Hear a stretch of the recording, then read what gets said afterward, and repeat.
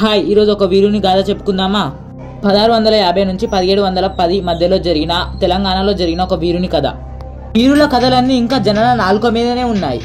రాసుకునే వాళ్ళదే చరిత్ర, అందుకని ఇంకా ప్రజల చరిత్ర పుస్తకాలకు ఎక్కలేదు. అయితే ఈ వీరుని పేరు సర్దార్ సర్వాయి పాపన్న గౌడ్. అయితే పాపన్న జన్మించింది వరంగల్ జిల్లా కిలాషాపూర్ తాటికొండ గ్రామం.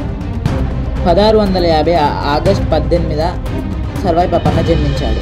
తండ్రి చిన్నప్పుడే మరణించడంతో తల్లి సర్వమే అన్నీ తానే పెంచింది. అలా అరాచకానికి వివక్షను కొన్ని కులాలే పాలించడం చిన్నప్పుడే సర్వాయి పాపన్న గమనించాడు. అయితే ఒకప్పుడు సర్దార్ సర్వాయి పాపన్న గౌడ్ మనం రాజులం కావాలి, రాజ్యం ఎలా, మన చేతులు తాటి చెట్టు మీద కాదు గోల్కొండ కోట మీద పడ గోల్కొండ అని ఏలింది సర్దార్ సర్వాయి పాపన్న గౌడ్. 1690లో తాటికొండలో ఒక మట్టి కోటని నిర్మించుకున్నాడు సర్దార్ సర్వాయి పాపన్న. తర్వాత సొంత సైన్యాన్ని ఏర్పాటు చేసి సంపదకు గండి కొట్టుకుంటూ వచ్చాడు. అయితే ఒకరోజు సర్దార్ సర్వాయి పాపన్న గౌడ్ని దొర బంధించాడు. అయితే పాపన్న బందీకోట నుంచి తప్పించుకొని బయటకు వస్తాడు. వచ్చినాక జనాలకి అర్థమయ్యేటట్టు చెప్పింది రాజ్యం ఎవరి సొత్తు కాదని.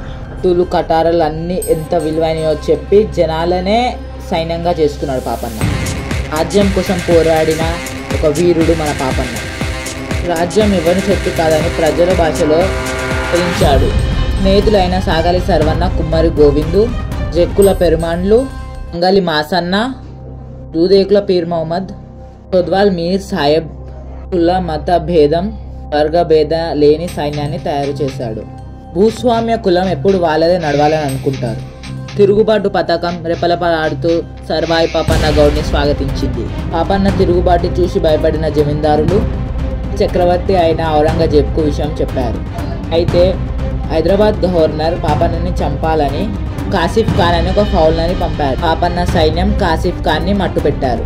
భూస్వామ్య జమీందారుల కులాల పెత్తనాన్ని ఎదుర్కోవడానికి దళితుల్ని, వెనుకబడిన కులాలని, ముస్లింలను, గిరిజనులను కూడగట్టి యుద్ధ మెలకువలు నేర్పించి వాళ్ళని సైనికులుగా తీర్చిదిద్దాడు. వాళ్ళ చేతుల్లో ఉండే సామాగ్రిని ఆయుధాలుగా వాడి ఈ శిక్షణనిప్పించాడు. ఆ శిక్షణ శిబిరంలోనే వందలాది సైనికుల్ని తయారు చేసి కింద కులాలని చైతన్యం చేయడం, వాళ్ళు ఎదగడానికి అవకాశం ఇచ్చాడు పాపన్న. పేదకు ధైర్యం ఇచ్చేలా, అందుకే రాజ్యం దృష్టిలో బందిపోటుగా, జనంలో మాత్రం గొప్ప నాయకుడిగా పేరు తెచ్చుకున్నాడు. కింది కులాలన్నింటినీ ఏకం చేసి అప్పట్లోనే రాజ్యం కోసం పోరాడిన మాజిగ విప్లవకుడు సర్దార్ సర్వాయి పాపన్న గౌడ్. కళ్ళు మండోరి దగ్గర షురువైన పాపన్న రోజు రోజుకి మరుపులు తిరుగుతానే వచ్చింది. పాపన్న వ్యూహం పండితే దానికి తిరుగే లేదు. నిన్న చూపు డేగ కంటే షార్ప్గా ఉంటుంది అని అంటారు. అందుకే పాపన్న చాలా ప్రాంతాలను తన ఆధీనంలోకి తెచ్చుకున్నాడు.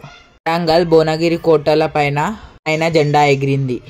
1707లో మొఘల్ చక్రవర్తి అయిన ఔరంగజేబ్ మరణించడంతో సామ్రాజ్యం గందరగోళంలో పడింది. ఇప్పటికీ హైదరాబాద్ కూడా అస్తవ్యస్తంలో ఉంది. న్యాయం కోసం ఎదురు చూస్తున్న పాపన్నకి మంచి అవకాశం వచ్చింది. అయితే బహదూర్ షా పాపన్న మీదకి యుద్ధం ప్రకటించాడు. అయితే ఆ యుద్ధంలో పాపన్న ఓడిపోయాడు.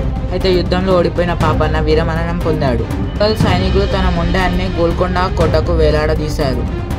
మీద తిరుగుబాటు చేసిన వాళ్ళకి, దేశం మీద దండయాత్ర చేసిన వారికి ఈ దేశ చరిత్రలో స్థానం దక్కింది. కానీ ఆధిపత్య సంస్కృతిని ఎదిరించిన వారికి, స్ఫూర్తిని ధిక్కరించి భుజన రాజ్యానికై పోరాడిన వారి స్థానం దక్కదు. అదే మన చరిత్ర.